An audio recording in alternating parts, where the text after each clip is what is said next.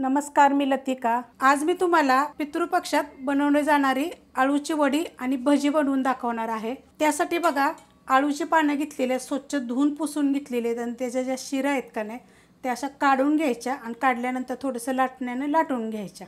वाडगं घेतलेलं आहे, त्याच्यामध्ये बघा 1 वाटी बेसन पीठ आणि त्याच्यामध्ये टाकणारे 2 चमचे तांदळाचं पीठ। जर तांदळाचं पीठ जरी नाही टाकलं तरी पण चालू शकतं। त्यात टाकणारे 1.5 चमचा सफेद तीळ, 1 चमचा जिरेधने पावडर आहे, ही थोडीशी हळद, ही नुसती मिरची पावडर आहे 1 चमचा। ह्याच्या जागी तुम्ही हिरवी मिरची आणि जिरं जरी कुटून टाकलं तरी पण चालू शकते। चवीप्रमाणे टाकायचं मीठ, त्यात टाकणार आहे मी थोडीशी कोथिंबीर आणि त्याची देठं पण घेतलेली आहेत। त्यात टाकायची आपल्याला थोडीशी हिंग पावडर। आता त्यात टाकणार आहे बघा चिंच मी भिजत घातली ती 2 तासासाठी गरम पाण्यामध्ये, मस्त असा बघा त्याचा गर निघालेला आहे। चिंचेचं पाणी टाकायचं, नाही तर तुम्ही आगळ टाकलं तरी चालू शकते, नाहीतर लिंबू जरी पिळलं तरी पण चालू शकते, आपल्या आवडीप्रमाणे टाकू शकता। आता ह्याच्यामध्ये टाकायचं आपल्याला थोडं थोडं पाणी आणि कालवून घ्यायचं आहे। मस्त असं बघा मी मिक्स करून घेतलेलं आहे। अशा पद्धतीत आपल्याला पीठ पाहिजे। आता ह्याच्यामध्ये तुम्हाला पाहिजे तर आपण कसं चिंचेचा कोळ टाकलेला आहे ना, ह्याच्यामध्ये तुम्हाला पाहिजे असेल तर तुम्ही ह्याच्यामध्ये थोडासा गूळ पण टाकू शकता बरं का। पान घेतलंय बघा आणि असं उलटं घ्यायचं आणि त्याला आता आपण लावून घेऊया। जास्त जाड लावायचं नसं, हलकं हलकंच लावायचं। मस्त असं बघा लावून घेतलेलं आहे। आता दुसरं पान काय करायचं, असं उलटं ठेवून घ्यायचं आणि आपण असं लावून घेऊया। दुसऱ्या पण मी पानाला बघा पीठ लावून घेतलेलं आहे। आता मी काय करते माहिती आहे का, अशाच पद्धतीनं मी उलटं सुलटं करत ना हे पानं बाकीचे ठेवून घेते आणि लावून घेते। सगळ्या पानांना बघा मी लावून एका वेळी घेतलेलं आणि ही सगळी पानं 6 येते। आता काय करायचं माहिती आहे का, हे जास्त छोटं असल्यामुळे मी अशा पद्धतीत जास्त दाबून घेणार नाही, थोड्याच प्रमाणात घ्यायचं, कारण मी आणतानाच पानं मी छोटी छोटी बघून आणले। ते जर मोठी पानं असली का नाही तर थोडंसं जास्त घडी घालायची अशी ह्या साईडून। खूप रेसिपी मी टाकल्यात बरं का ह्याच्या वडीच्या, तर वेगवेगळ्या पद्धतीनं। आता आपण काय करायचं माहिती आहे का, असेल पीठ शिल्लक तर असं वरनं थोडंसं लावलं तरी चालेल। आता हे अशा पद्धतीत आपण असं गुंडळत जायचं। अशा पद्धतीनं बघा मी गुंडळत घेतलेलं आहे, मस्त गुंडळून झालेलं आहे बघा। अशा मस्त होतं बघा असं सगळ्या साईडून।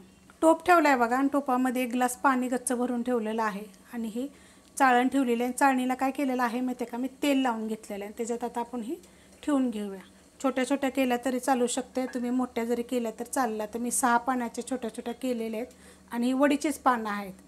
गॅस आहे मिडियम आणि 15 मिनटं आपल्याला ह्याला शिजवून घ्यायचे आहेत। तुम्ही कुकरला जरी शिजवले तरी पण चालू शकते। वडी बघा आपली आळूची 15 मिनटं मी शिजत ठेवली, ती शिजल्यानंतर मी काढून घेतलेली आहे।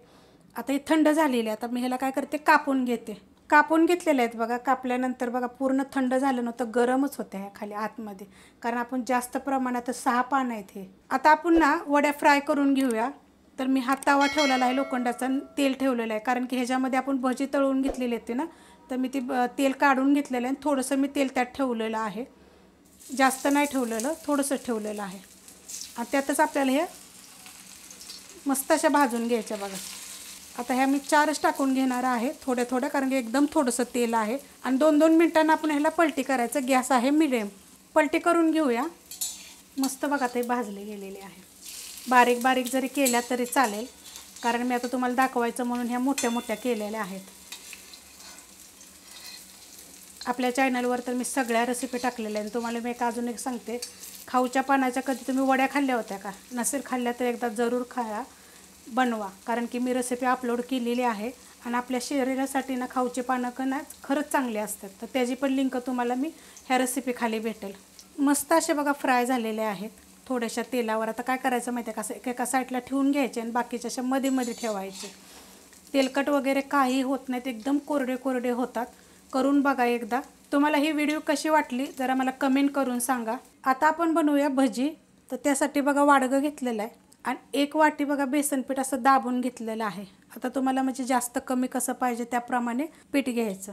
आता त्याच्यामध्ये 1 चमचा तांदळाचं पीठ, हे जरी नाही टाकलं तरी पण तुम्ही चालू शकते, नुसतं बेसन पीठ जरी घेतलं तरी चालेल। त्यात टाकणारे मिरची पावडर, ह्याच्या जागी तुम्ही हिरवी मिरची कुटून जरी टाकली तरी पण चालू शकते। त्यात टाकायची आपल्याला हळद, थोडीशी हिंग पावडर, जिरेधने पावडर 1 चमचा, थोडासा ओवा घेतलेला आहे बघा हातावर चोळून। त्यात टाकायची कोथिंबीर, ते देठा सकाळी घेतलेले आहेत, छोटे छोटे बारीक देठं घ्यायची, कवळी जेवढी असेल तेवढी। त्यात टाकायचे आपल्याला चवीप्रमाणे मीठ आणि थोडं थोडं पाणी टाकून आपल्याला मिक्स करून घ्यायचे। पाणी टाकून बघा मी मिक्स करून घेतलेलं आहे. अशा पद्धतीत बघा हे झालेलं आहे. आपल्याला जास्त पातळ करायचं नाही आणि जास्त घट्ट पण करायचं नाही. त्यात टाकणार आहे बघा थोडंसं एक चिमूटभर सोडा. तुम्हाला आवडत असेल तर टाका, नाही टाकला तरी चालेल. त्याच्यावर आपल्याला टाकायचं थोडंसं पाणी सोड्यावर आणि मिक्स करून घ्यायचं.